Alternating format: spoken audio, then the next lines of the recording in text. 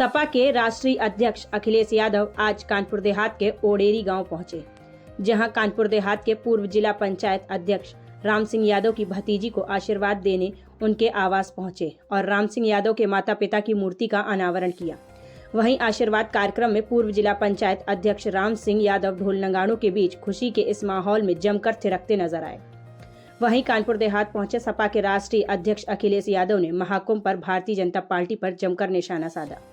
पत्रकारों से बात करते हुए कहा कि अपने घोटालों को छुपाने के लिए महाकुंभ जैसे कार्यक्रम आयोजन किया।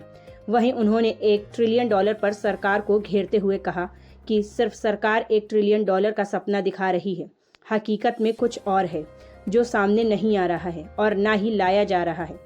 इसके बाद संजय निषाद के पार्टी के कार्यकर्ता की आत्महत्या पर अखिलेश यादव बोले कि सरकार को उन लोगों के बारे में सोचना चाहिए जिनके कारण एक पार्टी के कार्यकर्ता ने आत्महत्या की। ऐसे लोगों के खिलाफ कानूनी कार्यवाही करनी चाहिए। अखिलेश जी, आप सरकार को $1 मिलियन की मांग पर घेर रहे हैं, क्या कहना है?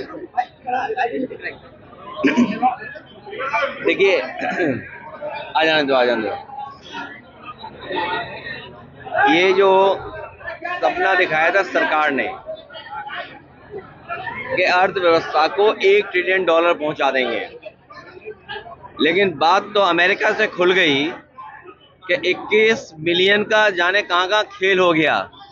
हमें और आपको ट्रिलियन में फंसा दिया और खुद मिलियन में आ गए। तो गरीब जनता ये नहीं समझ पा रही है कि मिलियन ट्रिलियन का क्या खेल है।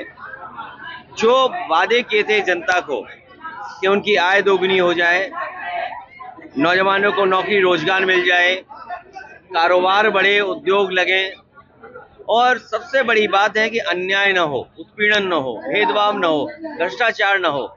लेकिन इस सरकार ने भ्रष्टाचार के अन्याय के सब सीमाएं लांघ गए।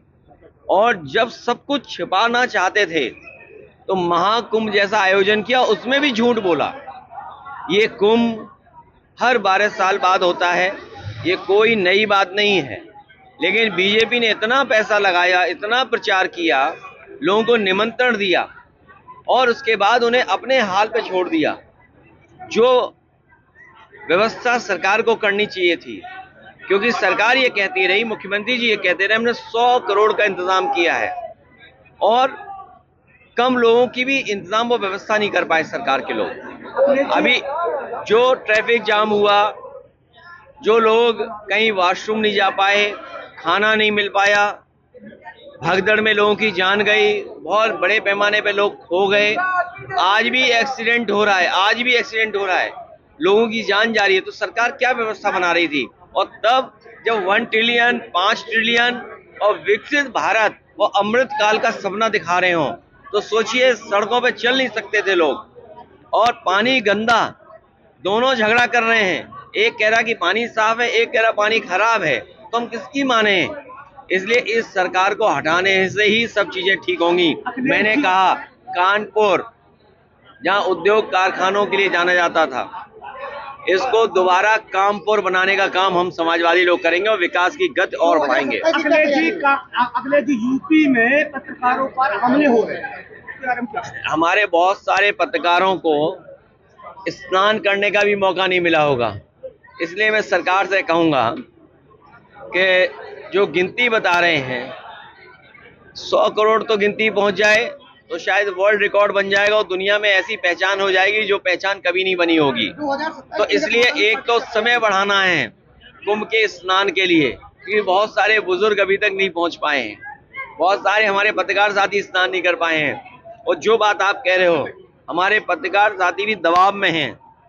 अगर सच दिखाना चाहें तो पता नहीं कहां से प्रेशर पड़ जाएगा। ये बेचारे अपना चैनल नहीं चला सकते, यूट्यूब नहीं चला सकते हैं, कोई खबर दिखाएंगे तो नहीं दिखा सकते, इतना दबाव है और कई मौकों पर अपमानित होना पड़ता है उन्हें।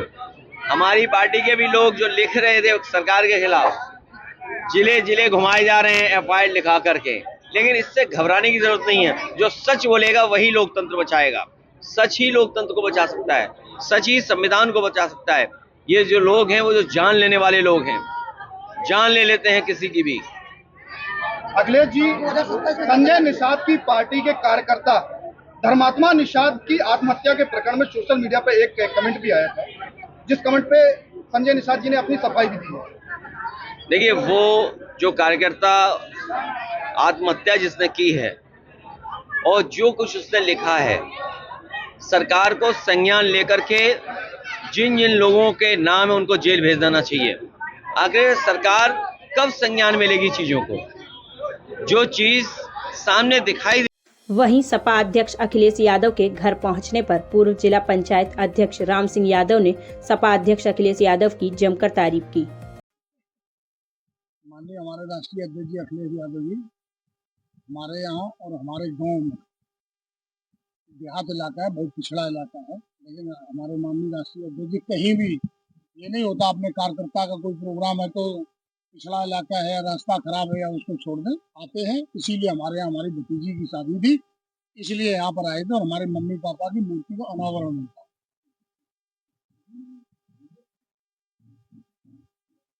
हमारे राष्ट्रीय अध्यक्ष जैसा शायद ही किसी पार्टी का राष्ट्रीय अध्यक्ष हो।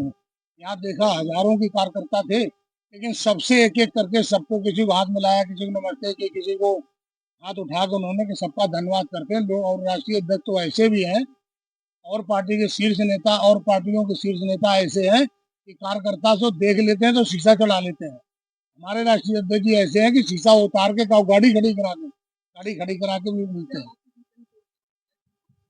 वो बोल गए, आपने तो लिया था, डिबेट किया था ना, उन्होंने कहा था कि ये भारतीय जनता पार्टी का जो किसान परेशान है, मजदूर परेशान है, शिक्षक परेशान है, शिक्षार्थी परेशान है, विद्यार्थी परेशान है, उस सबको देखते हुए इतना लोग वाग तबाह कर रहे हैं।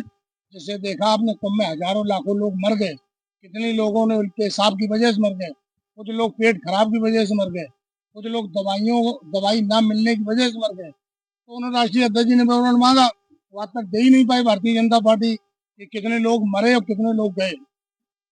इसी वजह से 2027 में समाजवादी पार्टी की सरकार बनेगी और माननीय राष्ट्रीय अध्यक्ष जी अखिलेश यादव मुख्यमंत्री।